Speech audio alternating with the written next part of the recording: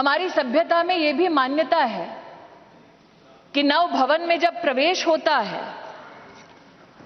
तो पहला पैर, पथ पर पहला आगमन घर की लक्ष्मी का होता है।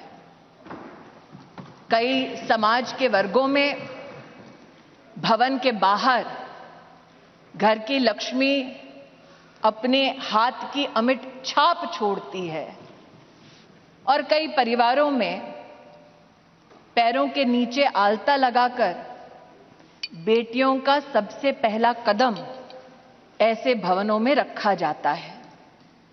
और अगर संविधान की मर्यादा की दृष्टि से देखें तो लक्ष्मी ने संवैधानिक स्वरूप लिया है इस अधिनियम के माध्यम से, जिसके लिए मैं सरकार का, इस सदन का और पीठ का विशेषतः आभार व्यक्त करती हूं। आज चर्चा में कई महानुभावों ने श्रद्धेय अटल बिहारी वाजपेयी जी का नाम लिया और साथ ही आदरणीय देवी गौड़ा जी को भी आभार वंदन किया। यह भी सत्य है कि मुझसे पूर्व की वक्ता ने राष्ट्र को जब गुलामी से स्वतंत्रता मिली तब क्या महिलाओं की परिस्थिति थी उसका उल्लेख किया कि हां, तब भी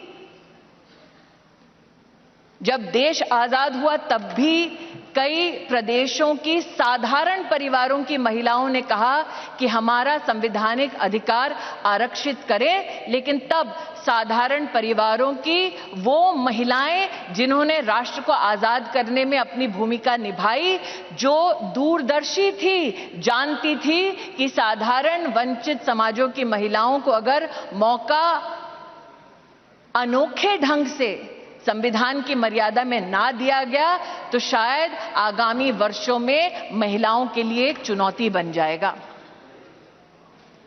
आज मैं उन महिलाओं की दूरदर्शी सोच को वंदन करती हूं। महोदय, 1971 में तब की सरकार में एक कमेटी का गठन हुआ on the status of women in India, और आज मैं विशेष रूप से आपका ध्यान आकृष्ट करती हूं 1974 में जब कमेटी ने अपनी रिपोर्ट को साझा किया तो उसके 7वें चैप्टर में पॉलिटिकल स्टेटस के वर्णन में यह इंगित है कि तब भारतीय जनसंघ ने कहा था कि महिलाओं को कॉन्स्टिट्यूशनली गारंटी कीजिए। They were the advocates for women's reservation. आज जनसंघ के उन नेताओं को, उन चिंतकों को मैं आभार व्यक्त करती हूं। यह मेरा सौभाग्य है कि मैं भारतीय जनता पार्टी की एक साधारण कार्यकर्ता हूं, जिसको मेरे संगठन ने असाधारण मौके दिए ताकि मैं संगठन के माध्यम से संविधान की मर्यादा में अपने राष्ट्र की, समाज की सेवा कर सकूं। यह भाजपा के कार्यकर्ताओं का गौरव है कि इस राष्ट्र में अपने संगठन में पहली बार महिलाओं को आरक्षण देने वाली राजनीतिक पार्टी भारतीय जनता पार्टी बनी। यह भी कहना सत्य होगा कि व्यवस्थाओं को किस दृष्टि से संगठन में सम्मिलित करना, इसके लिए साल 2007 में नेशनल एग्जीक्यूटिव की मीटिंग के अंतर्गत तब के हमारे राष्ट्रीय अध्यक्ष और अब के हमारी कैबिनेट के वरिष्ठ नेता श्री राजनाथ सिंह जी ने एक कमेटी का गठन किया। यह सौभाग्य है मेरा कि उस कमेटी में आज 2 सदस्य वर्तमान इस सदन में उपस्थित हैं। आज उस कमेटी जिसकी अध्यक्षता श्रद्धेय सुषमा स्वराज जी ने की, आज उस कमेटी की एक और सदस्य जिनका देहांत हो चुका है, किरण माहेश्वरी जी, और जो संगठन में आध्यात्म की दृष्टि से मेरे मार्गदर्शक रहे ऐसे श्रद्धेय बाल आपटे जी हमारे बीच नहीं हैं। मैं उनके योगदान के लिए उनको नमन करती हूं। यह भी उचित होगा अध्यक्ष जी कहना कि उस कमेटी में नजमा हिप्तुल्ला जी थी, उनका आभार वंदन करती हूं। सुमित्रा महाजन जी थी, जिन्होंने बार बार लगातार अपनी पुण्य भूमि से इंदौर से चुनाव जीतकर हम सबका गौरव बढ़ाया। उन्होंने स्पीकर की भूमिका में महिलाओं का राष्ट्र भर में गौरव बढ़ाया। मैं ताई की अनुपस्थिति में ताई को प्रणाम करती हूं। और कमेटी में 2 और महानुभाव थे जो विद्यमान है वर्तमान के सदन में, जिन्होंने महिला आरक्षण भाजपा के संगठन में कैसा हो उसको सुनिश्चित किया, जो आज मोदी सरकार के मंत्री हैं, आदरणीय किशन रेड्डी जी और किरण रिजिजू जी। मैं आपको भी आभार व्यक्त करती हूं। महोदय, they say success has many fathers and failure has none। और इसीलिए कल जब ये प्रस्ताव सदन में आया तो कुछ लोगों ने कहा हमारा बिल है, कुछ लोगों ने कहा हमने चिट्ठी लिखी, कुछ लोगों ने कहा कि ये पूरा का पूरा संवैधानिक निर्माण हमारा था। आज ऐसी एक सम्मानित नेत्री ने सदन में अपना वक्तव्य रखा, लेकिन उनका मैं एक विशेष रूप से आभार व्यक्त करती हूं कि 2 विषयों पर उन्होंने ऑन रिकॉर्ड स्पष्टीकरण दिया है। हमको बार बार बतलाया जाता कि एक विशेष परिवार ने 73rd 74th amendment to the constitution पारित करवाया। आज मैं आभार वंदन करती हूं कि पहली बार स्पष्टता हुई इस सदन में उनके द्वारा कि ये पुण्य काम पीवी नरसिम्हा राव जी ने किया, जिनके मरणोपरांत उनके ही पार्टी के हेडक्वार्टर में उनको नमन करने का मौका नहीं दिया गया। दूसरा, ये कथन कि अभी क्यों नहीं और ये वक्त हमारा बिल है तो अभी करिए। तो महोदय, ये उस बिल की प्रति है जिनको वो हमारा कहते हैं। उसमें अगर आप दूसरे पृष्ठ पे 2B और 3B पढ़ें, और ये वो है जो कांग्रेस पार्टी कहती है यूपीए की सरकार में राज्यसभा में पारित हुआ और फिर लोकसभा में प्रस्तुत हुआ। अगर आप इस पृष्ठ पर ये दोनों छंद पढ़ें तो यूपीए, जिसकी अध्यक्षा श्रीमती सोनिया गांधी हैं, उन्होंने कहा है no seat shall be reserved for women belonging to scheduled caste scheduled tribes in the 3rd general elections. 3B पढ़ें तो उन्होंने कहा, प्रस्ताव दिया, no seat shall be reserved for women in the 3rd general election. अर्थात आज की सरकार जब यह अधिनियम लागू होगा तब के बाद 15 वर्षों तक महिलाओं को रिजर्वेशन गारंटी करती है, मोदी की गारंटी है। लेकिन अगर इस पार्टी का प्रस्ताव आप पढ़ें तो उनका प्रस्ताव यह था 2B और 3B में कि no seat shall be reserved for women and SC/STs in the 3rd general election, no seat shall be reserved for women in the 3rd general election। Congress का प्रस्ताव था कि 10 साल औरतें मेहनत करें, लेकिन 15वें साल में आपका अधिकार आपसे छीना जाएगा। आज मैं अभिनंदन करती हूं प्रधानमंत्री जी का, हमारे न्याय मंत्री का, जिन्होंने कांग्रेस की इस अभिलाषा को निराश किया।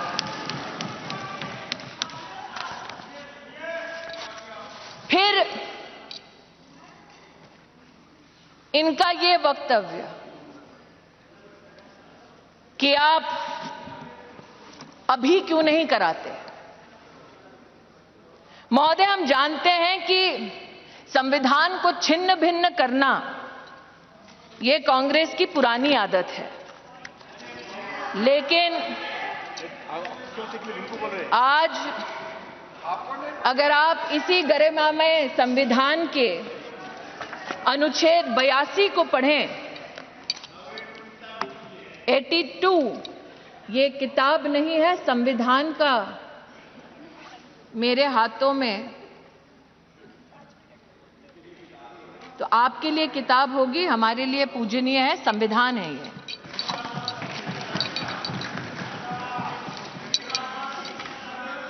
आर्टिकल 82 और आपकी अनुमति से पढ़ना चाहती हूं। Upon the completion of each census, allocation of seats in the House of the People to the states and division of each state into territorial constituencies shall be readjusted by such authority and in such manner as Parliament may by law determine, provided also that until the relevant figures for the first census taken after the year 2026 have been published.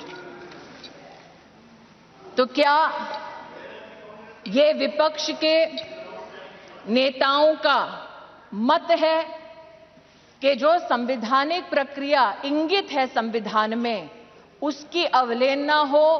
Should we not abide by the Constitution? Is that the position taken by leaders of the opposition parties? That is my humble suggestion and submission. फिर यह आरोप लगाया गया कि आप OBC और मुस्लिम reservation क्यों नहीं देते।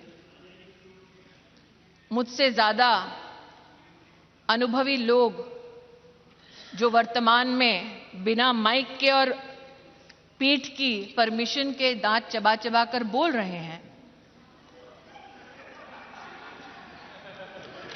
उनको शायद इस बात का आभास नहीं कि संविधान में धर्म के आधार पर आरक्षण वर्जित है। इसलिए मैं आज आपके माध्यम से महोदय आग्रह करना चाहती हूं कि ये भारत वो भारत है जहां पर आज लोगों के पास व्यवस्थाएं डिजिटली भी पहुंची हैं, और इसीलिए हमारे देश के नागरिक जिस प्रकार से विपक्ष भ्रमित करने का प्रयास कर रहा है, उस भ्रम में ना फंसे, इसलिए तथ्यों का रिकॉर्ड पर आना उचित है। जो आज इस सभागार में बिना पीठ की अनुमति के आते ही एक शब्द का उच्चारण कर रहे हैं, इनकी राजनीतिक पृष्ठभूमि देखी जाए तो महिला के साथ विधानसभा में क्या आचरण करने का इनका इतिहास है। ऐसे लोग आज महिला की मर्यादा पर टिप्पणी ना करें तो इस सदन की शोभा बढ़ेगी। जो जानना चाहते हैं साफ साफ क्या बोलना चाह रही हूं, वो ये कि राष्ट्र सरकार के इस फैसले को स्वीकार करते हुए नारी शक्ति वंदन अधिनियम को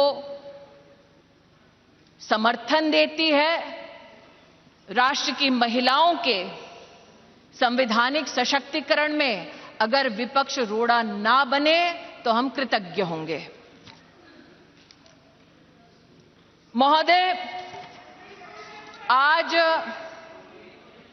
जिन लोगों ने इसको जुमला कहा और कहा कि हम चिट्ठियां लिख रहे थे इसलिए काम हुआ, कम से कम उन्होंने इस बात को स्वीकार किया कि सरकार में प्रधान सेवक ऐसा कि इतने विराट दिल का कि आप उनके साथ पक्षपात करते रहे। जब आपके साथ सत्ता थी, आप बार बार उनका अनादर अपमान करते रहे, लेकिन उन्होंने बड़ा दिल दिखाकर आपके हर कम्युनिकेशन को पढ़ा, आपसे चर्चा की। मैं स्तब्ध हूं कि आज जिन लोगों ने व्याख्यान किया महिला सशक्तिकरण का, वो ये भूल गए कि सत्ता उनके पास थी, चमन उन्होंने लूटा, वरना आज जैसा कि प्रधानमंत्री जी ने कहा, कब का ये गुलिस्तां हो चुका होता और हम जो साल 2014 में माननीय प्रधानमंत्री जी के नेतृत्व में देश की सेवा के लिए अनुग्रहित भाव से इस सदन में आए, हमने तब से लेकर अब तक महिला उत्थान के लिए विभिन्न इकाइयों के माध्यम से, योजनाओं के माध्यम से प्रयास किए।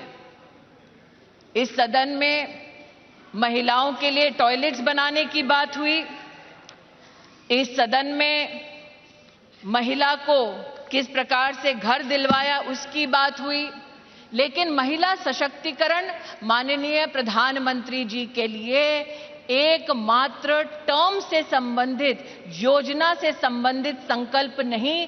जब से उन्हें भारतीय राजनीति में राष्ट्र की, प्रदेश की अपनी सेवा करने का मौका मिला, तब से उन्होंने कहा कि मातृशक्ति गवर्नेंस का केंद्र बिंदु होना चाहिए, क्योंकि इन्हीं महिलाओं के माध्यम से प्रदेश और देश विकसित हो पाएगा। उसके आपके सामने 2-3 उदाहरण रखना चाहती हूं। एक, साल 2006 में जब माननीय प्रधानमंत्री जी के पास प्रदेश में मुख्यमंत्री की जिम्मेदारी थी, तो उन्होंने जेंडर इक्विटी की पॉलिसी बनाई, लेकिन मात्र पॉलिसी तक सीमित नहीं रहे। अपने 10 अलग अलग विभागों के माध्यम से उन्होंने जेंडर बजट को भी प्रस्तुत किया। और जो आज कह रहे हैं कि मुद्दे पे आओ, तो मुद्दे की बात ये कि जब उनकी सरकार थी तो जेंडर बजट की दृष्टिकोण से साल 2013-14 का आंकड़ा था 90,000 करोड़, और मोदी की सरकार में 23-24 का जेंडर बजट अगर आप देखें तो वो है 2,23,000 करोड़। ये मुद्दे की बात पर आना चाहते हैं। मुद्दे की बात ये कि जब प्रधानमंत्री जी के पास प्रदेश की जिम्मेदारी थी, तब उन्होंने बेटियों की शिक्षा के लिए अपने आप को समर्पित किया। ड्रॉप आउट रेट 18% था। प्रधानमंत्री जी के, मुख्यमंत्री के कार्यकाल में ड्रॉप आउट रेट 1% हुआ, और आज प्रधानमंत्री की जब उनको जिम्मेदारी मिली है, तो राष्ट्र के इतिहास में पहली बार राष्ट्रीय शिक्षा नीति में महिलाओं के लिए अलग से फंड का, जेंडर इंक्लूजन फंड का प्रावधान करने वाली सरकार नरेंद्र मोदी की सरकार है।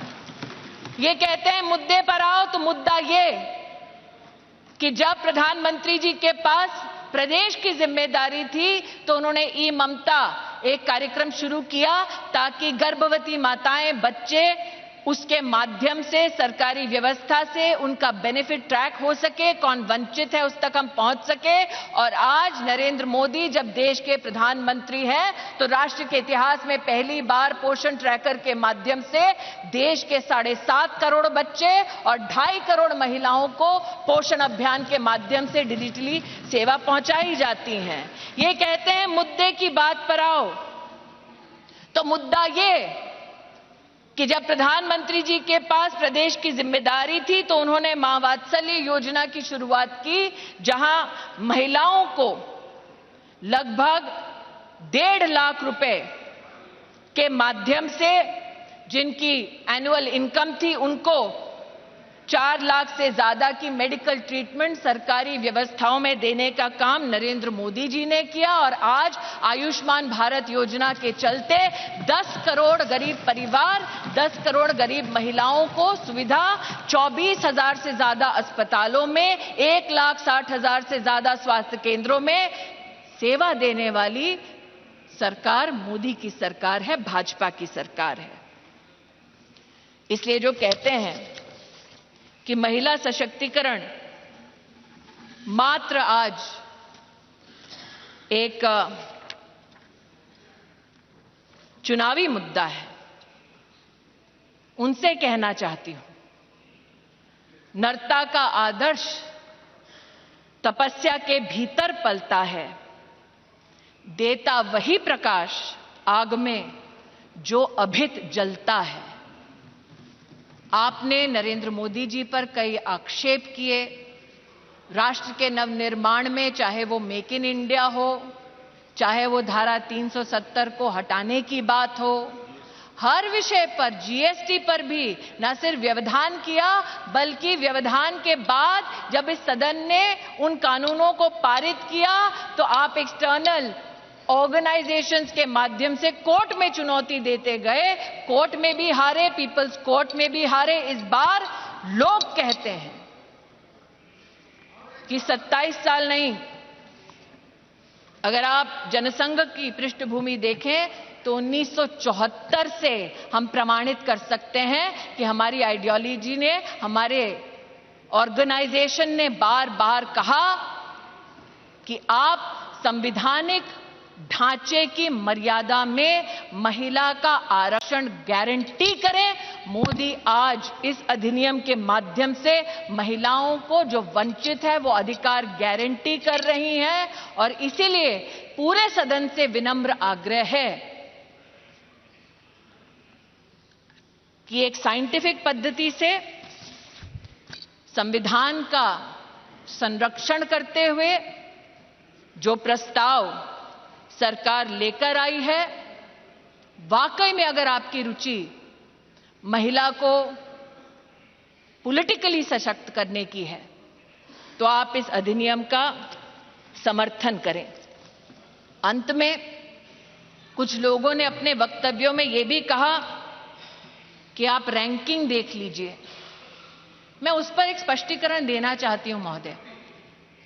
अंतर्राष्ट्रीय रैंकिंग में वो महिला जो भारत की पंचायतों से जीत कर आती है, उस महिला का न सम्मान होता है न उसकी गणना होती है।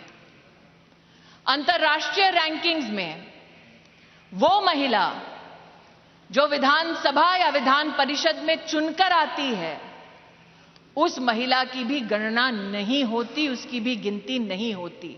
अंतर्राष्ट्रीय रैंकिंग में जो महिला लोकसभा में, राज्यसभा में चुनकर आती है, उसकी भी गणना नहीं करते। वर्षों वर्ष से चला आ रहा था सिलसिला। मोदी सरकार ने इस विषय को अंतर्राष्ट्रीय पटल पर उठाया और लिखित में उनसे जवाब दिया कि हां, अब हम हिंदुस्तान की पंचायतों में जीतने वाली महिलाओं का सम्मान करेंगे, विधानसभा में जीतने वाली महिलाओं का सम्मान करेंगे, लोकसभा में जीतने वाली, राज्यसभा में हमारी जो महिलाएं सेवा दे रही हैं उनकी गिनती करेंगे। We have made women count and it is time for you to step up in the opposition and not mere reduce your words to paper, to speech, but speak with action and support Nari Shakti Vandan Adhiniyam. धन्यवाद.